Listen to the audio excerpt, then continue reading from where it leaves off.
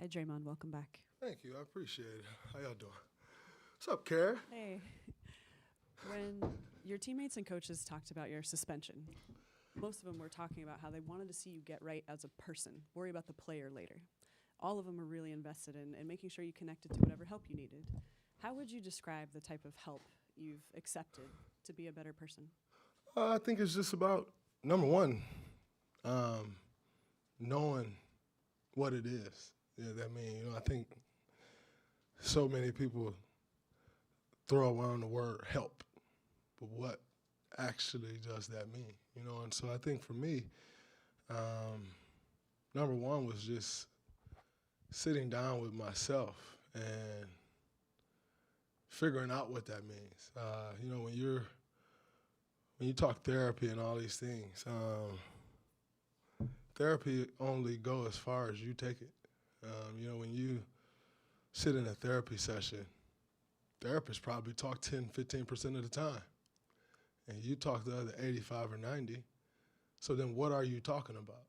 And I think for me, and knowing that and understanding that and then going into the process, it's first important to identify what exactly that is. And I think so many people can have their thoughts on what that means. But again, if it's not something that you're up to, if it's not something that you believe, then you're wasting your time. I think one of the best things that happened to me during the process, as soon as I got on the phone, for a first initial, he's like, "So what's this about?" I see all the things in the news. I see all, everything's everyone's saying. How do you feel, and what are you thinking? Because again, if you're here just to satisfy some obligation or satisfy some public opinion, you're wasting my time and yours. And that was the most important thing for me that I could hear, because that wasn't why I was there, and yet, one would think so. And so I think, that was a very important part of me starting what has been the last 4 weeks or so for me. What's up, Draymond? What? How much basketball were you able to play or not play, I guess? I took some time away from everything. Like, I don't think I touched the ball for the first 10 days because it was the least important thing to me.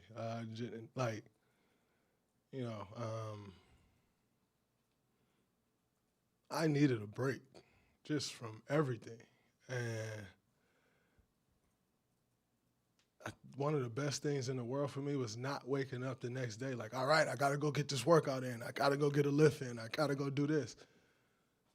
It was wonderful waking up. Like, nope, I have an 8-month-old. I have a 3-year-old, 7-year-old, a 9-year-old. It was wonderful waking up to them and being home when they wake up and indulging in that process. And so I didn't touch a basketball for the first 10 days. And then, I started working again. Then it felt good to get back in the gym. After I've sat with some of my thoughts, and I think in going back after 10 days, it was refreshing to go get a workout in. It wasn't, but it didn't feel like a routine. It didn't feel like I was jumping right back into the revolving door, if you will, and just start back spinning. It was like, nope, I'm going to go here today, and I'm going to get some shots up. I'm going to go here today, and I just really want to get my body moving and get a sweat. It wasn't some routine or with some goal of getting back to the court. It was simply just, nope, this is what I feel like I should go do today, or this is what I want to go do today. And like I said, that was therapeutic in itself. You never realize how stressful this job is until you no longer have that stress. And then it's like, whoa. And I think for me, I was going through my weeks, and I was on one of my calls with the league, with the PA and Rich, and Rick and Mike.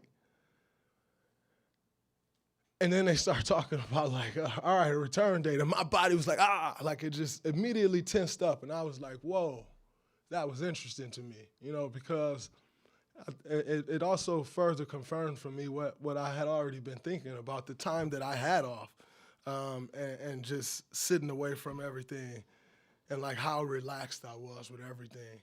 And to just hear the word return to play and like tense up immediately, it was just kind of a reminder, of like, okay, you're going to start discussing the return now. That's great.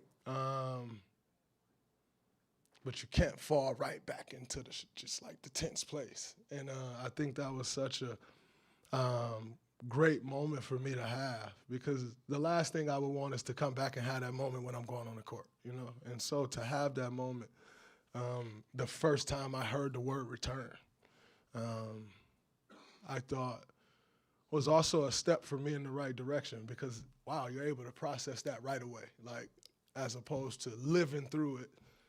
And then it's like figuring it out after the fact, All that being Draymond? said, you are returning to a 17 and 19 team that pretty clearly needs you. How close do you feel, and how urgent does this situation feel from just a professional? It's urgent from a professional standpoint because I wasn't hurt, At least my body wasn't hurt. My mind was hurt, my feelings was hurt, but it wasn't like some injury cost me off the floor. So it's very urgent because I've cost my team enough. I've cost this organization enough, and so it's not a time for me to just come back and be like, all right, I'm going to take my time and get back when I can. No, like, you caused this yourself. And so you don't get the grace. And although I'm very appreciative of our organization, number one, for the support, but number two, like, they're putting the plan together to ramp up. If it was up to me, I would love to come back and play right now. Reality is it's probably not the best thing for me or the best thing from an organizational standpoint, and what that looks like moving forward and the risk of injury and all those things. But, there's a human component of this as well. And, you sit home and you watch these games, and as a competitor, you want to help.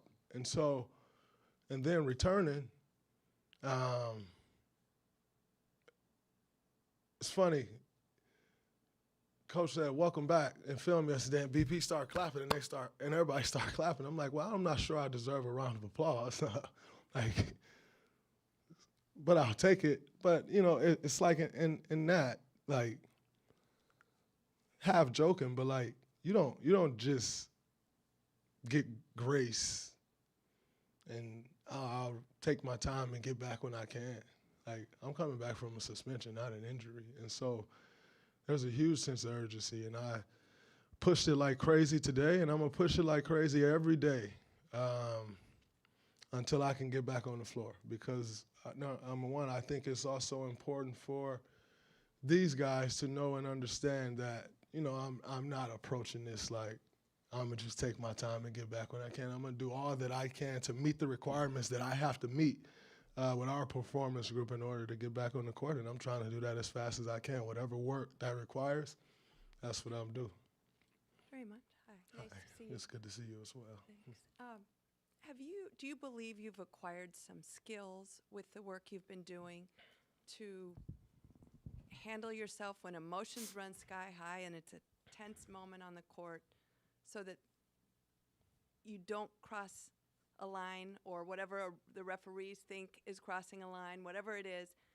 How do you control those emotions the next time? And are you finding some ways and some techniques to do so? I think number one is about, first off, understanding your emotions, understanding those moments. My goal is not to come back and worry about crossing the line, because I still have to come back and play the game the way I know how to play the game and be the best me that I can be for my team to help give my team a chance to win. I think, as far as not crossing the line with a referee, Yes, that's a big point of emphasis for me, and knowing and understanding where that line is. But I didn't make it to this point worried about touching the line. I didn't help this team and this organization become what we've become by worried about crossing the line. And so, throughout my time away, you kind of go through work through all these thoughts, right? And, if you would have talked to me 2.5 weeks ago, I'm like, I'm not crossing the line, I'm not doing this, I'm not doing that. And but as you continue to do work and put the work in, and as time go by, for me, it's about developing a practice, developing a routine. And I think one of the best things about that is it hasn't been just on me to develop that. I've had support from this organization, support from the league in developing what those things look like. And that's what I plan to do. I'm not going to sit here and tell you, like, yes, I know everything, because you don't know what you do until you're in a moment, But I think going into anything, you can only best prepare yourself for what moments you may face. And then you'll be put to the test. And I'm not, my goal isn't to try to say, oh, man, I'm going to do this and I'm going to do that, and this is how it's going to look. Like, you don't know that until I'll be sitting here lying to you. If I said this is how it's going to look and this is the process, like, that's not real. But what is real is preparing yourself and doing a lot of self-work so that when you are in these moments, you know where you can turn to. It's just like anything else. If I catch the ball on the wing, in that moment, I've prepared myself to shoot that ball, right? It's no different. You do the work. And then when those moments present themselves, you lean on your preparation. What's up, Draymond? What up? You said in the past and even in recent weeks that like a certain mindset has gotten you to this point since you were 15 in Saginaw has gotten you from when you were in the second round pick. What's the journey been like knowing that that's been your mindset and then finding out that's not sustainable at this point in your life and then trying to figure out another way in real time? I don't think it's not sustainable. You don't make it to this point if it wasn't sustainable. But, like, let's face it, like, antics isn't something that got me here. And so when I look back on these situations, it's like, can you remove the antics? I'm very confident I can remove the antics. And I'm very confident if I do remove the antics, no one's worried about how I play the game of basketball. Nobody's worried about how I carry myself in the game of basketball, but it's the antics. And so that's my focus. It's not on changing who I am completely. Like, you don't change the spots on a leopard. Like, it's just not going to happen, and I'm not going to try to set some unrealistic expectation of, like, who's this person going to be? Like, it's not real, and that's not sustainable. I've always said before, I know how to be me a lot better than I can be anyone else. But in saying that, can I accept the fact that my antics has been over the top? Of course. Can I remove those? Am I capable of removing those? Of course. And I think without that, then I don't think there's much of an issue. But it's the antics that can go, and I've made a commitment to do things to make sure that those don't creep in. Speaking of those antics, throughout those times, the front office, Steve Kerr, they've all stuck by you, right? Publicly, and even privately, Steph as well. What is in a way that maybe other organizations maybe haven't stood by other players? What do you think that says about your relationship with this team and this front office and this organization? I think number one, as I said before in my podcast, like, they know me. They know me the person. not just the basketball player. And their support is not something that I take for granted, and I think I've had my shortcomings and my failures and where I've fallen extremely short of upholding my end of the bargain. But I am also a firm believer in reciprocity. And I think to Steph, to them,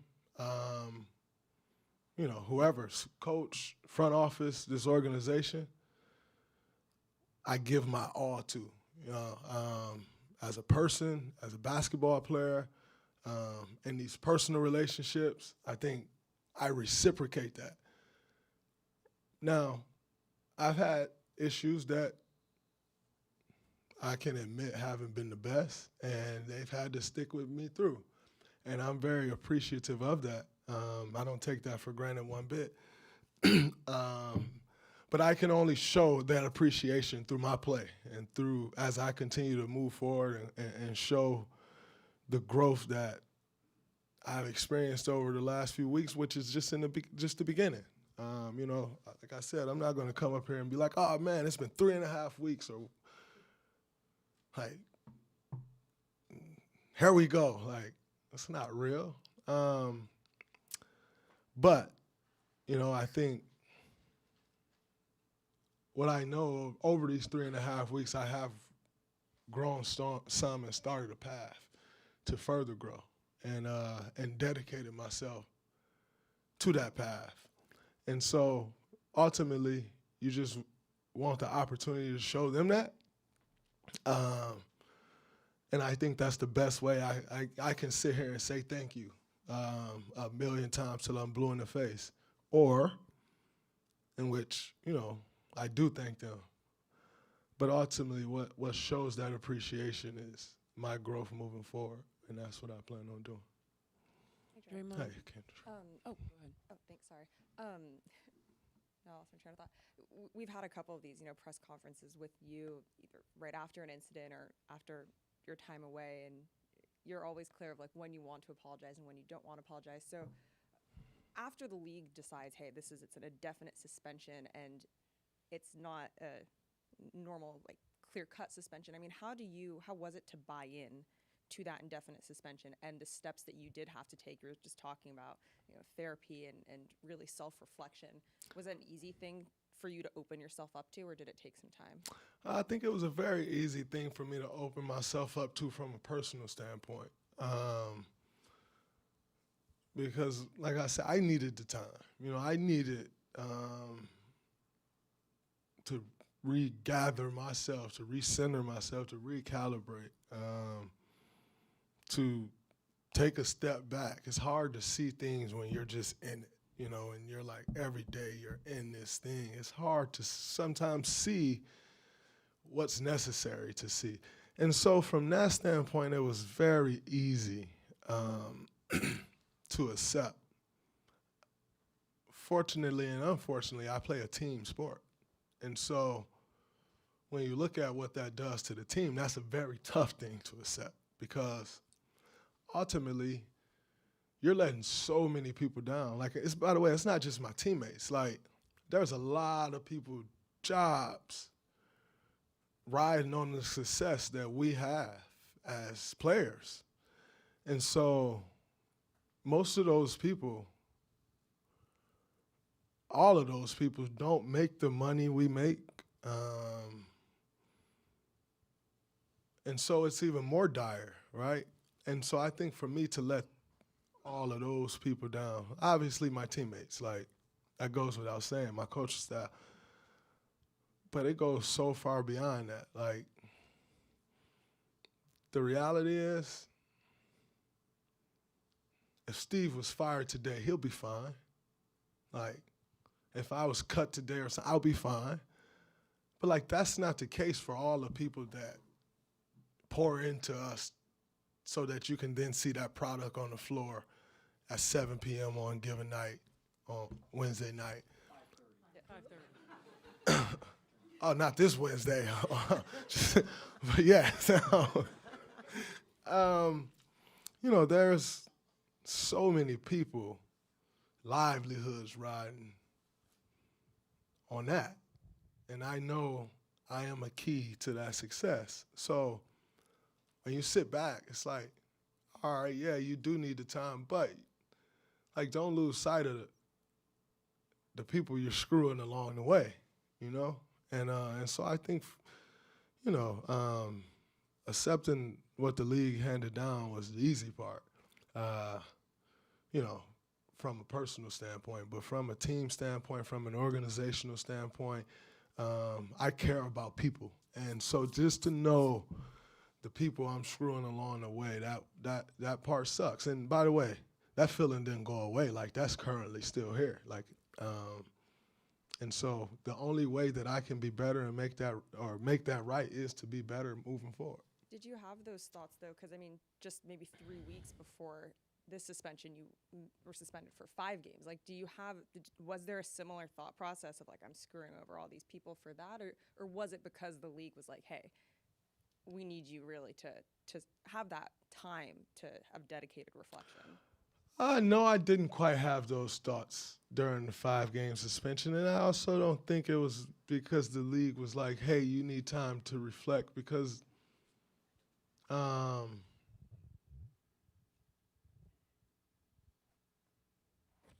think, you know, it's not necessarily a time thing, but when it is indefinite, you don't know what that means either, you know, and so that could be like, who knows what, it's indefinite. And so, but like I said before, I think having the time allows you to process those thoughts. And I'm also appreciative to the league for the indefinite suspension. You know why? Because it was no goal to return. You know, it was no, all right, I'm going to work and get through these 5 games, so as soon as the 5 games is up, I'm back. Like, you know, a part of the indefinite and returning was being in a better space. And so to allow my mind to process what it looks like in getting in a better space, I think you're able to then sit with those thoughts. But to, like, sit for 5 games, I'm targeting the return date. There was no target until 2 days before it was announced to you all that the ban would be lifted. There was no target the entire time. And I think when there is no target like that, it allowed me to process all these things. It allowed me to not have the stress and the plan of working towards a return, you know. It allowed me to come to some realizations that I needed and wanted to come to. And so I think that's more so that for me than anything. Hey, Draymond. Okay. Hey, Draymond. Hey. Welcome back. Thank you. Your transparency throughout this entire process has been unprecedented. We've not really seen this from any athlete. And in all the things that you've said, you could look at your message and say it could be to the youth in Saginaw. It could be to your son one day. It could be to the fans. It could be to your team. When you look at the way that you've allowed us to get the peek behind the curtain, as you've mentioned, what's inspiring that? What relationships are you thinking about when you allow us into this process for you? I think several. Number one is my family, my friends, those close to me. You know, going through this, like, you realize how many people is affected, like, just through the whole process, you know, and so I think that's a big deal. I have children, you know, and you want to make sure they see the right thing. And because parenting is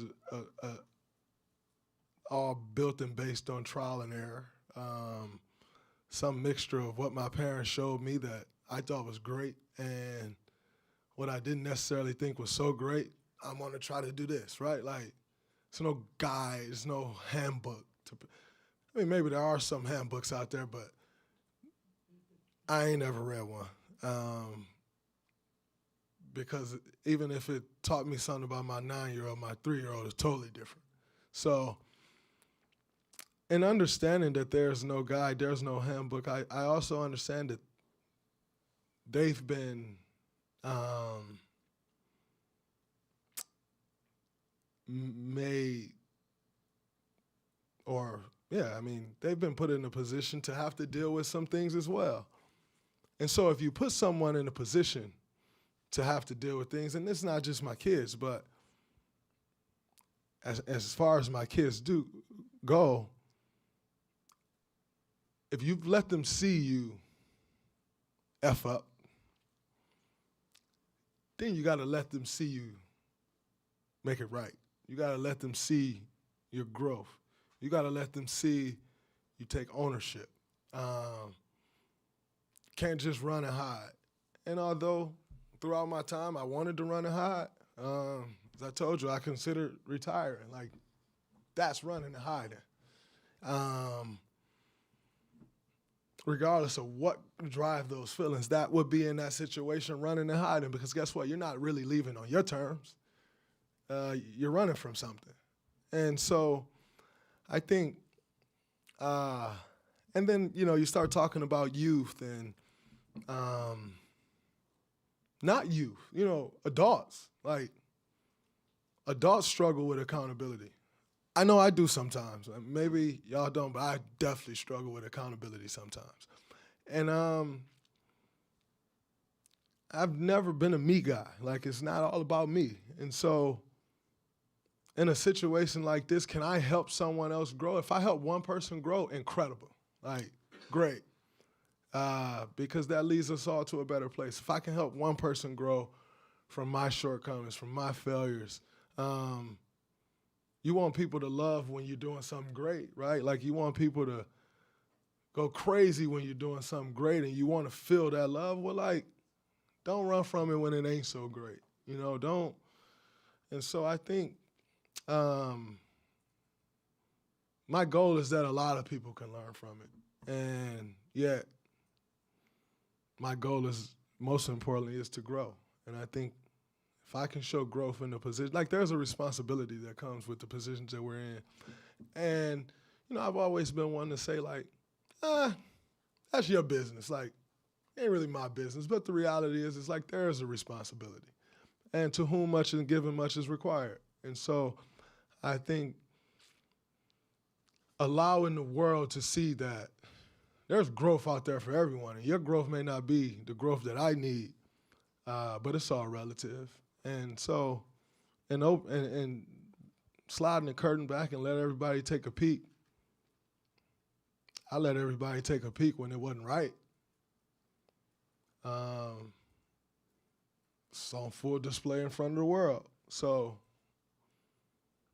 don't try to hide now. Like, there's a stage for you to allow people to see growth. And because I'm so dedicated to growing, I don't mind you taking a peek. Because I know ultimately what I want the result to be in the end. And I'll probably mess up along the way. And that's all a part of growing. Like, it's no linear path to growing. If you find a straight line to anything, come holler at me as fast as it tear back down. That's just not the reality. And so I've always been quite of an open book. Why start running and hide now? Draymond, hey Draymond. Hey. You said I've cost my team enough. You've played with Steph your whole career, one of the greatest players the NBA has ever seen. How concerned are you that you may have cost him some of these moments of his prime? I don't necessarily look at it as costing him some moments of his prime, because we're all in this together, right? Like, one of us fell, we're all failing. It's a team sport. I think for me personally, I care more about the person. Like, how am I affecting the person?